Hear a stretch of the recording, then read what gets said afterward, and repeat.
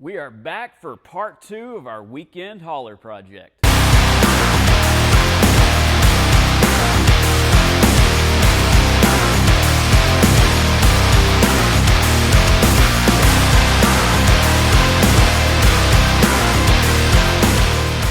That's right, we got the Ram 2500 back in the shop. If you didn't check out last week's video, go check that out. We totally transformed the exterior of this truck. In one day, we did a leveling kit, got it up to a nice ride height. We did wheels and tires, front brakes, shocks, new headlights, which made a world of difference. Aftermarket running boards, we debadged the truck, and we did a little bit of paint correction, and man, does it look night and day different. Couldn't be happier with how it's turning out. So today the plan is, let's upgrade the performance. Let's get a little more pep in this old girl's step. Plus, she's going to be hauling a little bit, so that's only going to make things a little bit better. We've got a SPELAB Intake Horn, which is going to be really cool, going to make it breathe a little bit better. We've got a heater delete for that as well. We also have an AFE cold air intake, and we've got a MagnaFlow exhaust.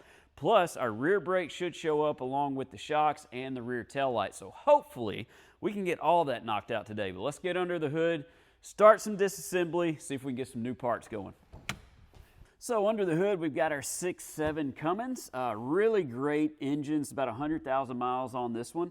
So the first thing we've got planned to do is the SPELAB Intake Horn. We've got some disassembly we need to do, obviously, to be able to install those new parts. So we're going to get going on that, but before we do, I'll show you the new parts we're working with. So here's the new intake horn we plan to run. This one is from SPELAB. If you go over to SPELAB, they have a ton of diesel parts, a lot for the Cummins and the other trucks as well. Pretty much anything you can imagine performance related for your diesel, they have it. Really like their intake horn. I opted for the red because we have a few red accents on the truck. I thought that would look really nice when you pop the hood. But the most important thing is better airflow. So we're going to gain a little bit of horsepower. We're going to gain some torque, which that's always fun. If you have an EGR delete, there's a plate that will bolt onto the top of this. If not, you swap over what's already on the factory intake horn, which is what we plan to do since our truck isn't deleted yet. There are a few other things with this kit that you need to know. One of the factory fuel lines on the Cummins will not work, so they send a fuel line that will work with this kit, and the plug-and-play options for the harness, the gaskets, the hardware, everything you need to be able to make this install. This is the most important thing to me. We opted for a grid heater delete. Now, we're not in a very cold area. We get a few cold days a year. We get some snow. I think this year we showed the ice storm that we got that lasted a few days, and that's the first one we've gotten in 30 years. So we don't really have to deal with cold weather here, so I'm opting for the grid heater delete. They also have a heater relocation option that might work better for some of you guys. And the reason this is so important, if you know anything about the Cummins engine, there is a nightmare about these things, and you gotta hope it doesn't happen to you. Once I get that grid heater out, I'm gonna show you what it is, but there is a bolt on that grid heater that has been known to break or come off and fall down in the engine, destroy your engine, and a Cummins plus labor, all that is $20,000, $30,000. So for pennies on the dollar compared to what it costs to replace your engine, what a good upgrade to just make sure it's safe, and you're going to get a lot of life out of your Cummins engine. Also comes with everything you need, gaskets, all that good stuff. So we've got a lot of disassembly to do under the hood. Let's get started with that, and we can get to installing some new parts. All right, so the first thing we have to do is remove the cover.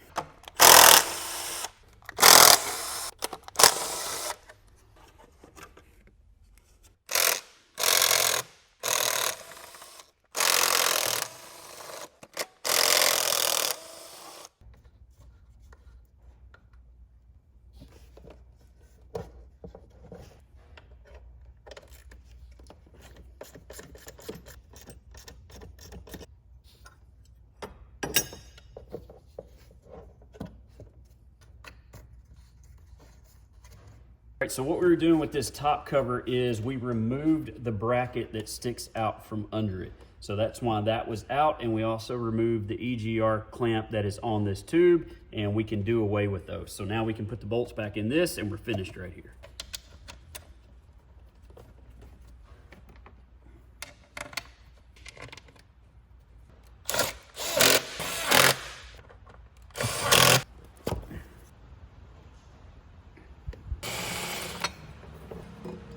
So far so good. We've got the EGR tube removed, we've got the boost tube removed down low, we've got all of the harness unplugged from the horn. So everything's looking good right now. We're going to go ahead and remove these 6 bolts right here, and then we should be able to remove this entire piece.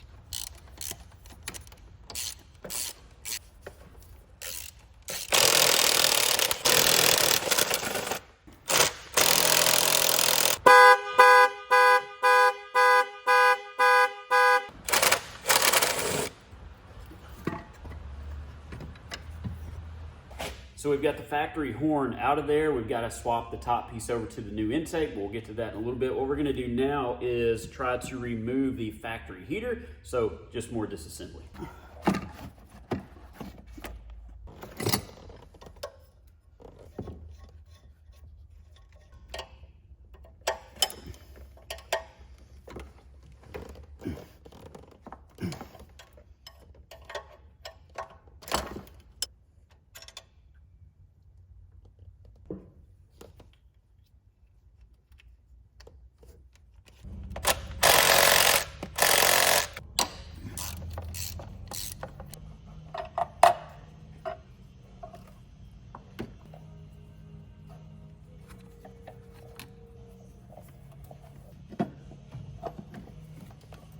Bolts.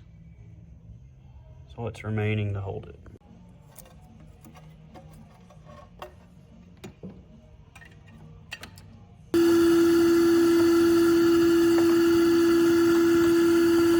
Man, do I have respect for you mechanic guys, especially the ones that work on all this late model stuff, because it is quite a job. It's very frustrating because nowadays, as you guys already know, we work on the old stuff. I'm more of a fabricator. We're fabricating things. We're doing all that. So we're not mechanics. We're not normally troubleshooting things or doing part replacement like this, where the engine's halfway into the cab. You can't get into anything. It's not the easiest job in the world, but nonetheless, we've made some progress. We've got everything disassembled. We've got the fuel rail out of the way. We've got the factory heater plate sitting here, and this is where I wanted to show you what we were talking about in the beginning. It's kind of a known thing that tends to happen to some of these trucks. Not all of them, but it has happened, and it's happened enough that the aftermarket companies have started making plates to delete these heaters. So from the factory, you can see this is your heater plate. This is your heater. This is called a grid heater. You can see on the back of this, there is a stud and a nut right here. There's also a stud and a nut right in the center of it. Over time, these nuts have worked their way off, or the stud has broken. And when that happens, that gets into your engine. So you're talking a bent valve, destroying a piston, all kinds of things can happen, and it's going to be a full catastrophe on your engine. And then you're having to replace the engine, all because of one little nut or stud. So with the area we're in, we don't necessarily need a heater. So that's good for us. We can just totally delete it. You can relocate it and still get that out of the way. But this is SPELAB's heater delete plate. We opted for the red, just like the intake. Looks really nice. So pretty much ready to go in. One thing we're going to do, we're going to spray a little bit of adhesive on the gasket, just get it stuck to the plate where it's aligned and we don't have to fight with it, since it is so hard to be in that engine compartment.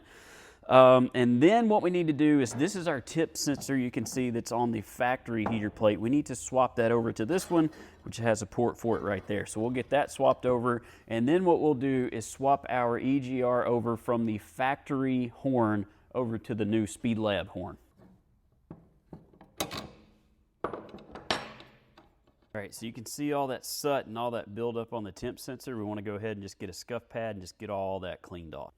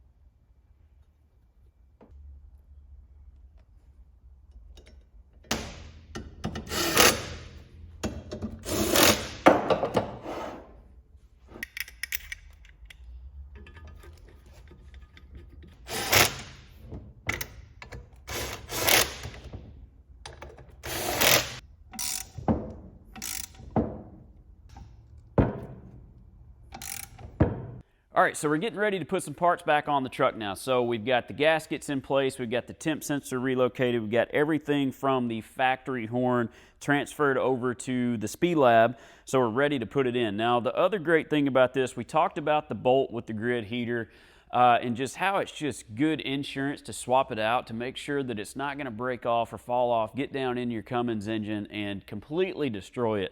But not only that, look how much bigger this intake horn is compared to the factory one. The factory one is almost flat. This one is actually twice the size of the factory one. So that's how much more airflow we're going to get. Plus you have to think that grid heater that was in place, that's in this hole right here, is blocking so much of the airflow. So just imagine how much we're freeing up right there. That's going to be better horsepower, better fuel mileage, all that good stuff. So let's start getting the delete plate in and get this thing finished up.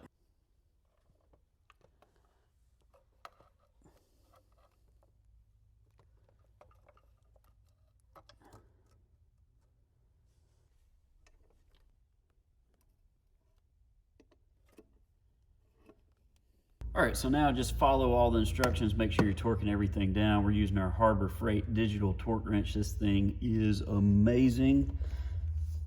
Definitely worth the money. All right, so we've got the heater plate torqued down. We've got everything looking good. We've got the factory fuel lines back on there. The only thing different here is we have to change out the very front fuel line. SPELAB sends the fuel line you need. That way it'll clear everything around the intake.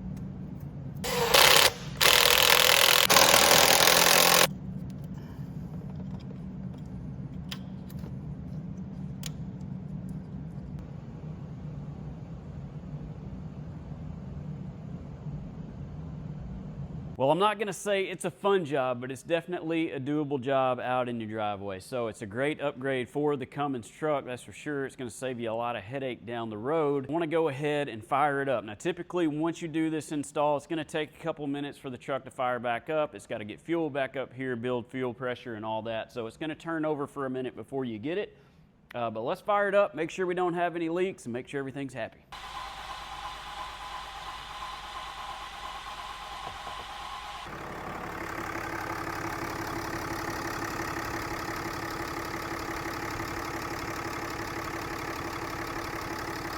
That's better. Sounds good. Nice and smooth.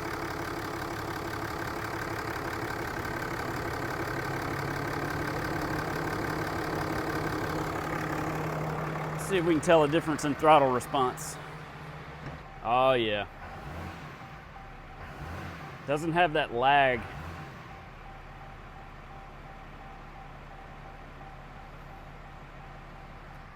So that's a great improvement for this truck. I can tell with just a few throttle revs how quickly the RPMs are climbing now, so she's breathing a whole lot better. Really good upgrade for the money, especially seeing that you could potentially damage your engine with the stock grid heater, which could cost you thousands. So a really good improvement today. Not only that, we've helped the exterior of this truck too. Go back and check that video out. It's coming along. We've got a few more things we can do before we drive it. We're going to do a cold air intake. We're going to do exhaust. Hopefully down the road, we're going to delete it, which is going to be a huge improvement. So I'm happy with where this is going. And as always, I really appreciate you guys watching, and we'll see you on the next one.